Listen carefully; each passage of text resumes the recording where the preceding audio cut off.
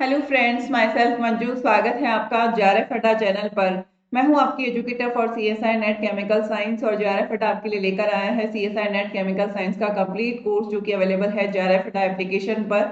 और जब आप जेआरएफ अड्डा एप्लीकेशन को डाउनलोड करेंगे तो वहां पर अवेलेबल होगा सीएसआई नेट का ऑप्शन, जहां पर जाकर आप केमिकल साइंस के कोर्स को आसानी से ज्वाइन कर सकते हैं। इस कंप्लीटली कोर्स में आपकी तीनों ही सेक्शन एबीसी कंप्लीटली कवर करवाए जाएंगे।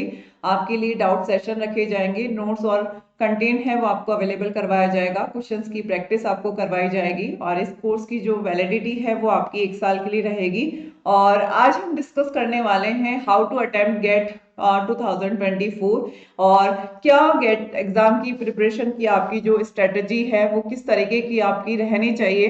तो आज हम बात करने वाले हैं गेट एग्जाम के बारे में कि क्या तो गेट एग्जाम होता है और किस तरीके की सिमिलरिटीज है गेट और सीएसआईआर नेट में। तो देखिए, सबसे पहले आज हम बात करते हैं गेट एग्जाम की। और सबसे पहले तो ये कि गेट का जो सिलेबस है वो सीएसआईआर नेट के अप्रोक्सली इक्वल है, यानी कि जो नेट का सिलेबस है वही आपके गेट का सिलेबस है। एक दो टॉपिक के अलावा बाकी जो जितना भी सिलेबस है वो आपका बिल्कुल पूरा का पूरा क्या है, सेम है। फिर हम बात करते हैं गेट एग्जाम की। तो ये जो गेट एग्जाम है, सबसे पहले गेट की फुल फॉर्म की अगर हम बात करें तो graduate aptitude test in engineering, ये इसकी फुल फॉर्म होती है। और गेट का जो एग्जाम है वो केमिस्ट्री सब्जेक्ट के लिए भी कंडक्ट करवाया जाता है। काफी सारे सब्जेक्ट के लिए गेट का एग्जाम कंडक्ट करवाया जाता है। इंजीनियरिंग वालों के लिए भी करवाया जाता है, फिजिक्स के लिए भी करवाया जाता है। ऐसे ही केमिस्ट्री के लिए भी गेट का एग्जाम कंडक्ट करवाया जाता है अलग अलग सब्जेक्ट्स के लिए। जैसे सीएसआई नेट में 5 सब्जेक्ट होते हैं, वैसे ही गेट में बहुत सारे सब्जेक्ट्स होते हैं। इंजीनियरिंग के भी होते हैं, केमिस्ट्री भी है और फिजिक्स भी है। तो केमिस्ट्री के लिए भी गेट का एग्जाम कंडक्ट होता है। और इसकी फुल फॉर्म की बात हम कर चुके, graduate aptitude test in engineering. अगर हम गेट के एग्जाम के पैटर्न की बात करें तो सीएसआईआर नेट में आप जानते हैं कि क्वेश्चंस में ऑप्शन चॉइस होता है, क्योंकि 60 में से 25 क्वेश्चन करने होते हैं और बी सेक्शन में 40 में से 35 करने होते हैं और ए सेक्शन में आपके 20 में से 15 क्वेश्चन करने होते हैं। लेकिन गेट में इस तरीके की कोई क्वेश्चंस आपके चॉइस नहीं होती। इसमें टोटल क्वेश्चंस कितने होते हैं, आपके 65 क्वेश्चन होते हैं। और 65 क्वेश्चंस में से आपके 10 क्वेश्चंस तो क्या है, जनरल एप्टीट्यूड के। और बाकी के 55 क्वेश्चंस किससे रिलेटेड होते हैं, सब्जेक्ट से रिलेटेड होते हैं, यानी कि किससे रिलेटेड होंगे, केमिस्ट्री के। यानी कि 10 क्वेश्चंस तो किसके होंगे, जनरल एप्टीट्यूड से, और 55 क्वेश्चन किससे होंगे, केमिस्ट्री से। और गेट का जो पेपर है वो टोटल आपके कितने मार्क्स का होता है, 100 मार्क्स का होता है। और गेट एग्जाम में आपकी नेगेटिव मार्किंग होती है और ये गेट नेगेटिव मार्किंग आपकी कितनी होती है, 1/3 होती है। इसमें कुछ क्वेश्चंस आपके 1 मार्क्स के होते हैं और कुछ क्वेश्चंस आपके 2 मार्क्स के होते हैं। तो इसमें जो नेगेटिव मार्किंग है वो आपकी कितनी है, 1/3 है। जबकि सीएसआई और नेट एग्जाम में जो नेगेटिव मार्किंग होती है वो आपकी कितनी होती है, 1/4 होती है। सीएसआईआर नेट एग्जाम में नेगेटिव मार्किंग आपकी 1/4 है, जबकि गेट एग्जाम में आपकी नेगेटिव मार्किंग कितनी है, 1/3 है। सीएसआईआर नेट एग्जाम में आपकी क्वेश्चंस में चॉइस होती है, जबकि गेट एग्जाम में कोई क्वेश्चंस में चॉइस नहीं होती। अब देखिए, हम बात करने वाले हैं गेट एग्जाम की। गेट एग्जाम में टोटल क्वेश्चंस कितने हैं, 65, जिसमें से 10 क्वेश्चंस आपके क्या हैं, जनरल एप्टीट्यूड के। और 55 क्वेश्चंस आपके किससे रिलेटेड हैं, केमिस्ट्री से रिलेटेड है। तो देखिए, क्वेश्चंस को सॉल्व करने का आपका एक तरीका क्या होगा।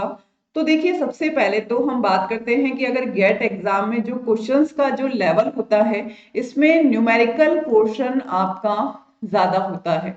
न्यूमेरिकल पोर्शन आपका क्या होता है, नेट से काफी ज्यादा होता है, यानी कि इसमें डेटाबेस क्वेश्चंस ज्यादा पूछे जाते हैं।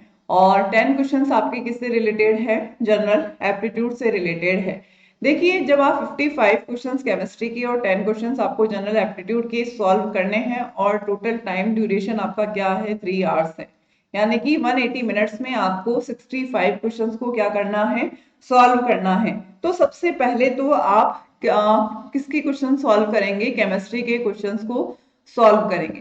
केमिस्ट्री के क्वेश्चंस जब आप सॉल्व करेंगे तो इसमें आपको आपको 20 से 25 जो क्वेश्चंस हैं वो एक तरीके से फैक्ट बेस्ड पर मिल जाएंगे, यानी कि उसमें ज्यादा आपको कैलकुलेशन की नीड नहीं होगी, कैलकुलेशन की नीड नहीं होगी। बाकी के जो 30 से 35 क्वेश्चंस है इनमें आपको किसकी नीड होगी, कैलकुलेशन की नीड होगी।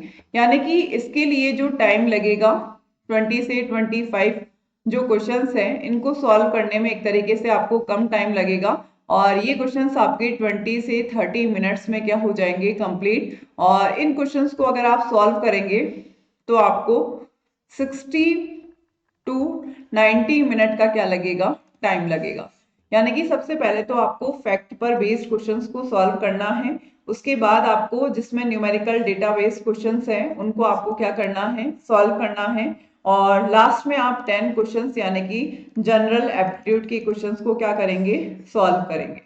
और आप जानते हैं कि जो गेट है उसमें साइंटिफिक आपका जो कैलकुलेटर है वो आपका अलाउ है, और आपका ये जो पेपर है वो ऑनलाइन बेस्ड पेपर है, यानी कि ऑनलाइन मोड पर आपका पेपर होने वाला है और इसमें आपका कैलकुलेटर अलाउ है।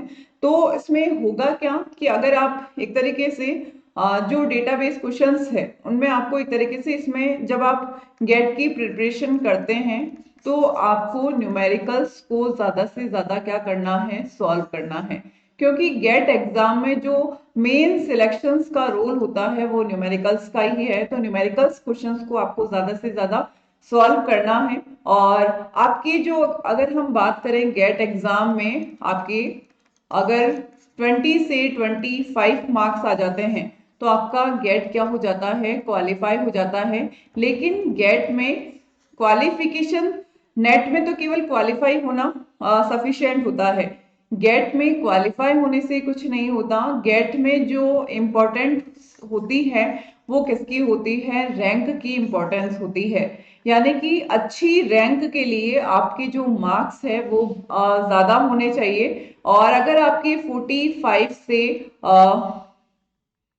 55 इतने मार्क्स आ जाते हैं तो आपकी रैंक क्या होगी, आपको अच्छी रैंक मिल जाएगी। और अच्छी रैंक मिलने से होगा क्या कि जो पीएसयूज होते हैं वो किसके लिए बुलाते हैं, इंटरव्यू के लिए बुलाते हैं। और इंटरव्यू किस बेसिस पर होता है, गेट के बेसिस पर होता है। यानी कि गेट के जो मार्क्स होते हैं उसकी क्या निकालते हैं, वो कट ऑफ निकालते हैं।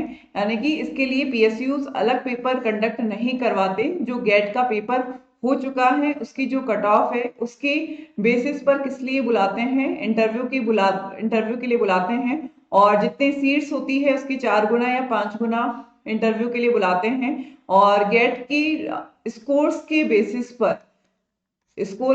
पर प्लस इंटरव्यू के बेसिस पर पीएसयूज में क्या होता है, सिलेक्शन होता है।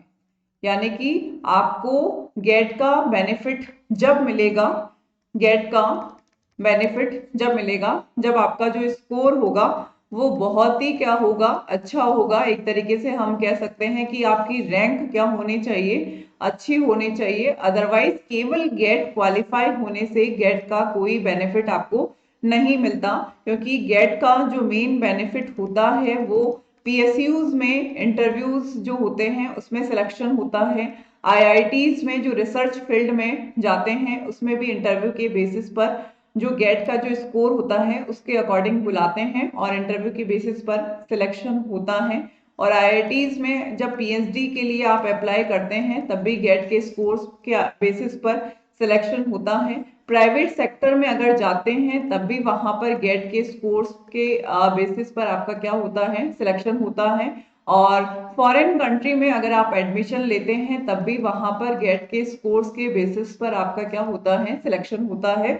यानी कि गेट में केवल और केवल क्वालिफाई होना सफिशिएंट नहीं है, गेट में अच्छी रैंक और अच्छे मार्क्स आना बहुत जरूरी है, तभी आप आगे उसका बेनिफिट उठा सकते हैं। और गेट और नेट में जो मेन डिफरेंस है वो यही है कि जो गेट का जो क्वेश्चंस का जो लेवल है उसमें न्यूमेरिकल क्वेश्चन ज्यादा पूछे जाते हैं और सीएसआई या नेट में न्यूमेरिकल क्वेश्चंस का जो लेवल रहता है वो थोड़ा कम रहता है।